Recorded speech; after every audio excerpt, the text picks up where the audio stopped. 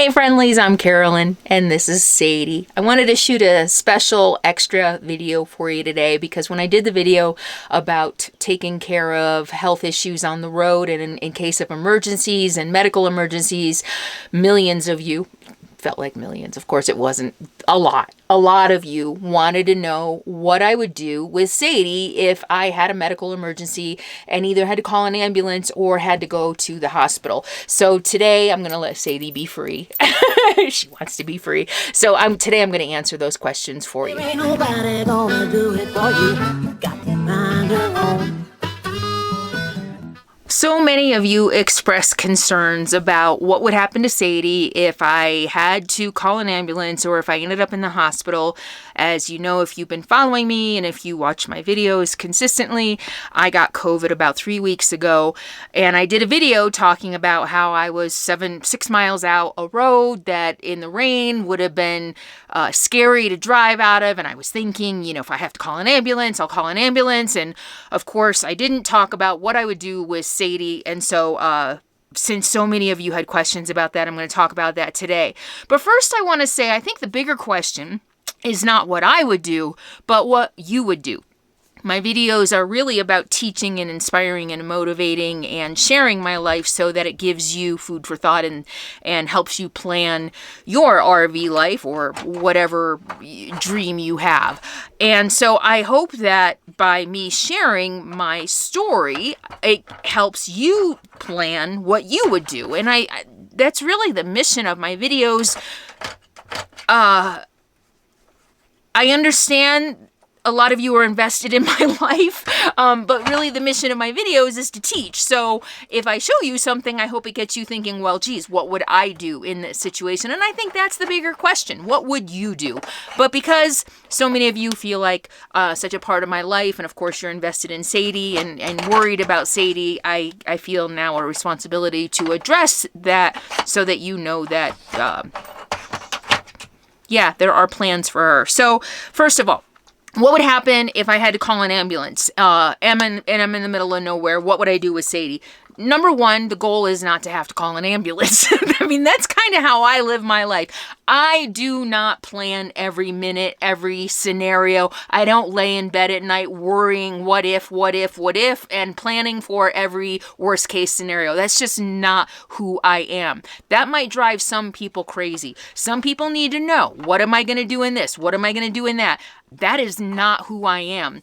I am the type of person, I work really extremely well under pressure, and I kind of figure things out as I go along sometimes. So when dozens or hundreds of people say, well, what would you do if when? I mean, I figure stuff out sometimes as I go. That might sound really irresponsible. That might freak some of you out, but that's really just how I live my life. I know, because I've done so much, because I've experienced so much, I know that no matter what life throws at me, I will figure it out, and both Sadie and I will survive. So the thing is, I plan on not ever having to call an ambulance when I'm out in the middle of nowhere. Really, I mean, that sounds ridiculous, but I'm going to do everything I can to make sure that doesn't happen. And even when I had COVID symptoms and started getting a fever and chills and all of that, I was doing everything I could to take care of myself. I was weighing every scenario. I was, I'm here living it. I'm here with Sadie, and of course, because Sadie is a concern. And honestly, unless I was on my deathbed, I would not have called an ambulance. And, there's some things sometimes I don't mention in video because I know it freaks people out and I don't want to hear the unsolicited advice and the shaming and the blaming. But what would have happened, honestly, is I would have drove down that mountain. That's what would have happened. It would have scared the crap out of me. It may even have been dangerous, but rather than call an ambulance and have to worry about what I would do with Sadie, I would have driven down that mountain. I know it. That's what I would have done. And, like I said, sometimes I don't say everything on camera because sharing your life publicly can be very not fun sometimes. But that's what I would have done. I would have driven down the mountain if I had to go to a hospital. So here is what my plan is for Sadie, just so you can all feel better about it.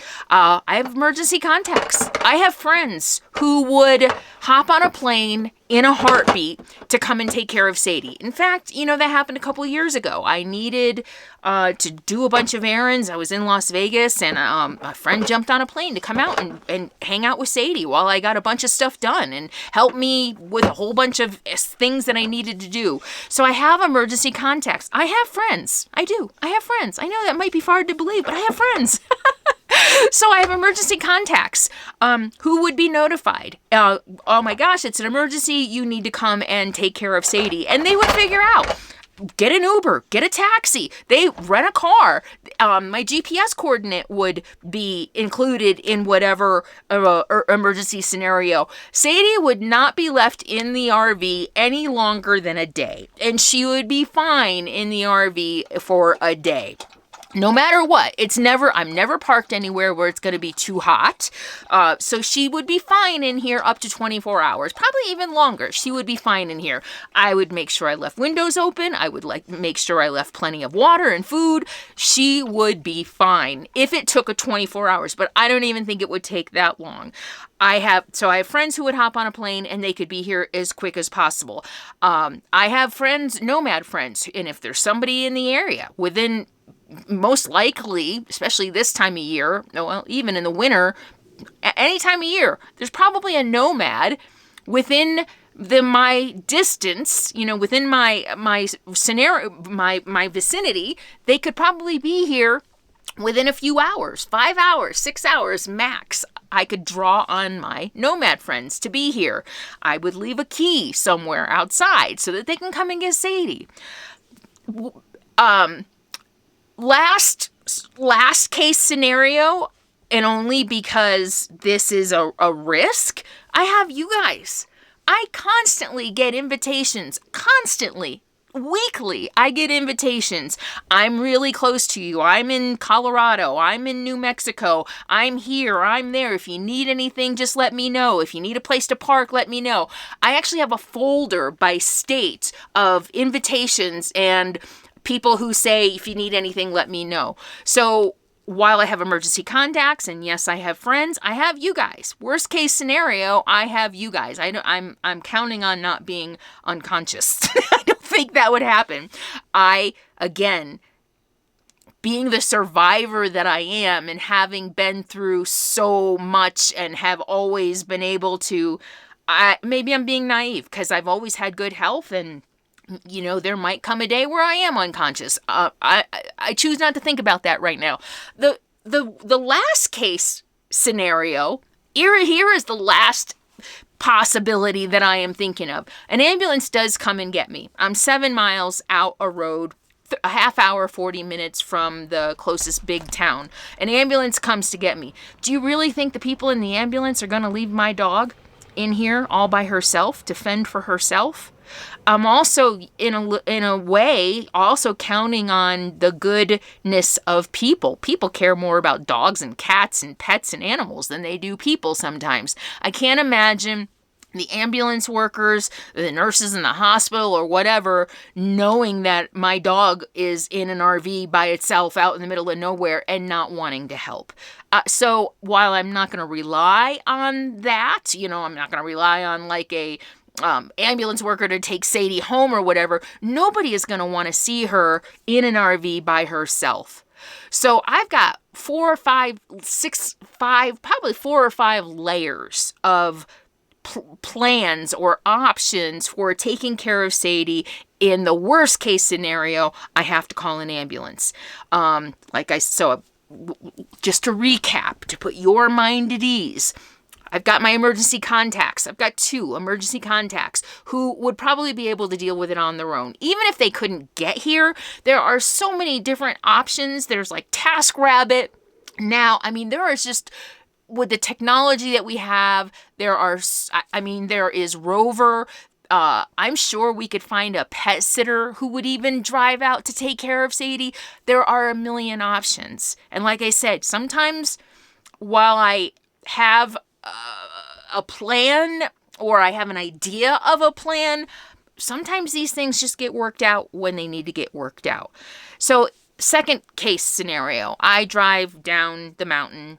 I have to go to the hospital. I probably go to urgent care first. They're probably going to be like, okay, we need to admit you because things aren't good.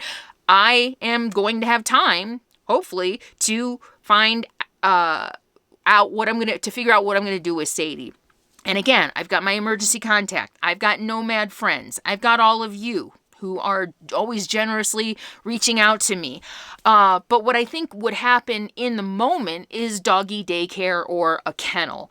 I could do research, I could find a kennel, or I could contact my emergency contact, who's my best friend, and say, hey, I gotta go in the hospital. Can you do this research for me? Can you find a place that would take Sadie? Or probably what I would need to do is right away is just drop her off at doggy daycare and then figure out more long-term solution after that. Either she goes with a friend, my friend jumps on a plane, or we have to go to, and I would choose the best, like a puppy club med or something like that. So there are definitely options. There are a lot of options for Sadie's not going to die alone in the RV. I guarantee you that. So, that's the other thing. Somebody else reached out to me, left a comment, and I deleted it just because I'm an empath. I have my own life to worry about, and so many people project their own feelings on me, worry, OCD. I mean, I get so much of that projected on me that it's hard for me to hold all that sometimes. If any of you know psychology and you know what holding other people's stuff feels like, it's a lot. So sometimes I'm just like, I can't deal with that, and I have to delete it so I don't have to look at it. But Sadie being in that pond recently, in that campsite that we were at, somebody just freaked out about it completely. Oh my God, I can't help it. I'm so worried. I'm so worried. The other thing to consider, me, I'm not careless. I take risks, but I weigh those risks. Me, I'm pretty smart. I'm pretty curious. I research the crap out of everything.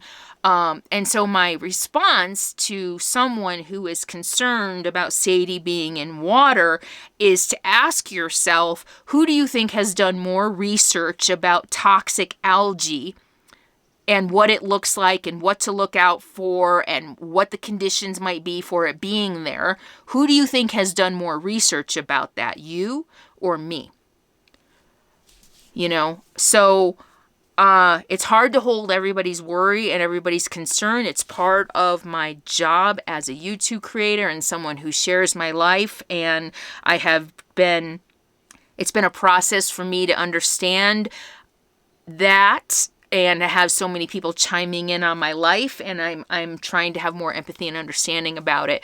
And also, I know a lot of you are like, don't explain yourself. Don't explain yourself. It comes with the territory. Either I don't explain it, or I continue to see the same comments over and over and over and over again that drive me crazy, frankly. So I hope that puts your mind at ease. But again, the bigger question is, what are you gonna do? Not what am I gonna do? I'm a grown ass adult. I've survived this long in life, doing things maybe not the way you would do them.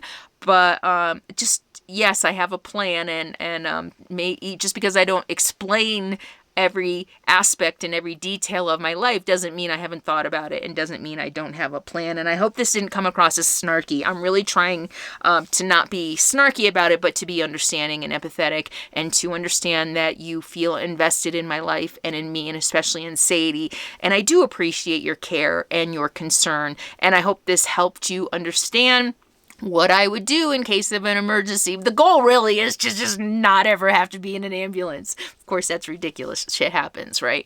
But I even when I was sick, I'm a thinker. I'm curious. I'm and as I'm having symptoms, I'm researching literally, like, when should I go to the hospital and when should I, be really worried. I mean, I'm constantly on top of things. It may not appear that way sometimes because of how I live my life, that I'm just out here willy-nilly throwing caution to the wind.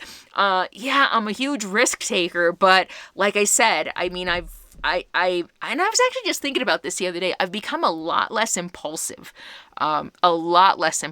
Since I've been on the road. And I don't know if that's age. I don't know if it's healing. I don't know if it's just living the way I am, but I'm not nearly as impulsive as I used to be. And so I hope that helps. I hope that you weren't offended by anything or my tone here. It can be challenging, like I said, to share my life all the time and have a lot of people chiming in and second guessing me and questioning my decisions and questioning my responsibility and my love for Sadie.